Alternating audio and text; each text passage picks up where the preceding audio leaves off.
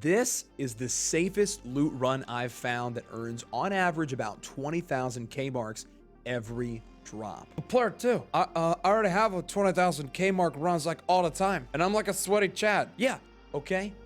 There are 100% more profitable runs, but with a much lower survival rate. I've been running this route with specific loot locations and methods that have kept me alive every run. That's right. Every time. I haven't died once while running this loot farming process of this drop. And now extracts are always going to be unsafe. There's nothing I can really do to help you there except telling you to pop a smoke grenade in the extract ship. Now, I'm going to walk you through exactly how you can easily stay alive with a backpack full of goodies. And honestly, real quick, if you're watching this video, cycle content obviously butters your biscuit. So consider subscribing. As a partner creator for the game, there's going to be plenty of exclusive cycle videos coming up, and a new subscriber is the best way for me to tell that these videos are actually good. A like afterwards to appease the algorithm goddess would be the next gentleman's move. Now first, I always take in at least a green backpack as it gives you a bit more room than the standard, and it's pretty easy to craft. In this drop, I luckily had enough to craft the blue. I personally like running the scrapper when I'm solo, but much of the location we're about to head to has some vantage points that would be perfect for mid-range weapon, like a manticore with a 2x scope. You don't need to bring anything crazy in here. You're gonna have a major advantage over other players in this run. Make sure you bring at least one grenade and one audio decoy. Any solo player should really never drop in without at least a couple decoys. They're like the most OP lifesaver in the game. Also, if you have a tall house key, which is probably the most commonly dropped, bring it along. Now, it really doesn't matter where you drop. In this instance, I dropped at the southern section of the map, which is quite a distance from where we want to go. You just need to slowly and quietly make your way to the bluff overlooking the vaccine labs. This is where we're going to begin. Don't worry about getting into any of the loot locations on the way there. That's really just an opportunity to get yourself popped. We're trying to stay alive for this one. Now, once in the area, stay alongside the cliff till you reach the fence line. You can also take the tower right above the southeast uplink, but I run into players there all the time. There's a pretty common evac location right there.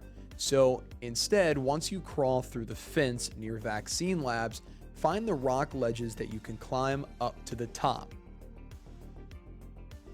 Make sure you hit the hidden barrel at the very end of the cliff before we move on. And the next part is most of the meat in this run. Slowly make your way alongside the edge of the cliff towards the east collection point.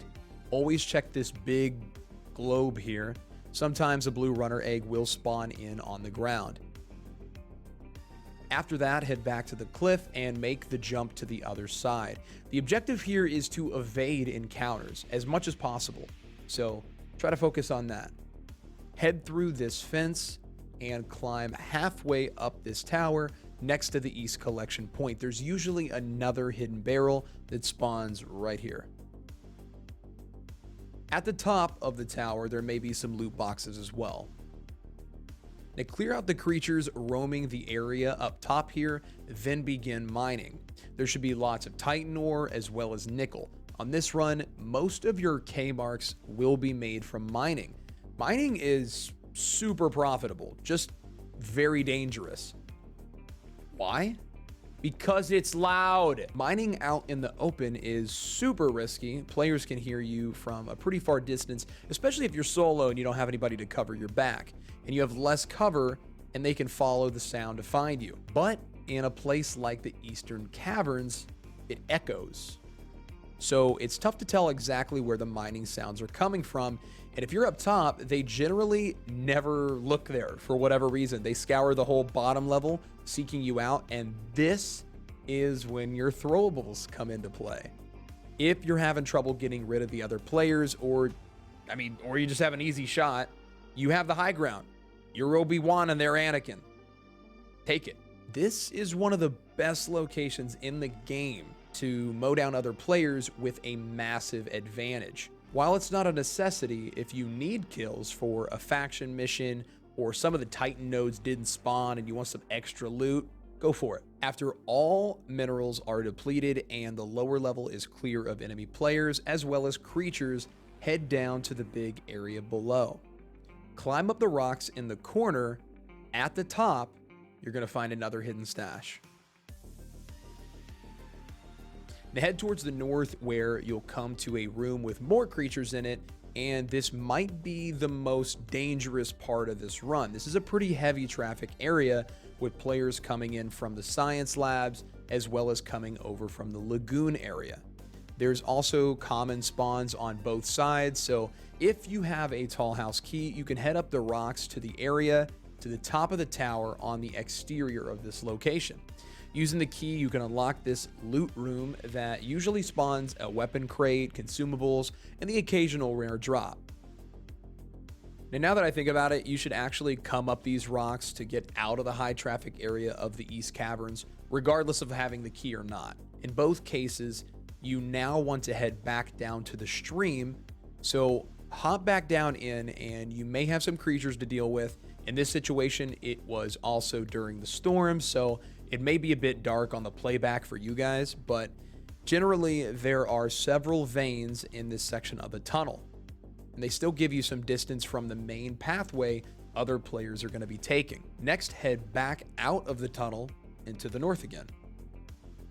From the opening after the bridge on your right, head up to the area above. There's a player spawn to the northeast of here, so as long as you're paying attention, you can mostly rule out other players in here as well while mining for more Titan and nickel veins. After you're good up there, head back down to the water and continue mining the Velicite and nickel along the waterfalls leading to our final destination of the run. The sound of the waterfalls slightly muffles the sounds of mining enough to where other players will have a tougher time targeting where the sound is coming from.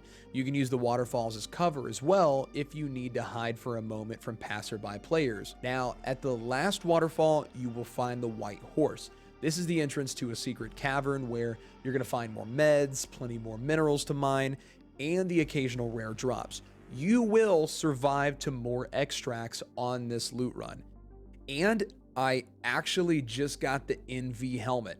It has the highest armor rating, the game's only night vision feature, and has tons of other uses. I have a full video I'm releasing on this item. When it's up, it's going to be... oh, right here. It'll be right here.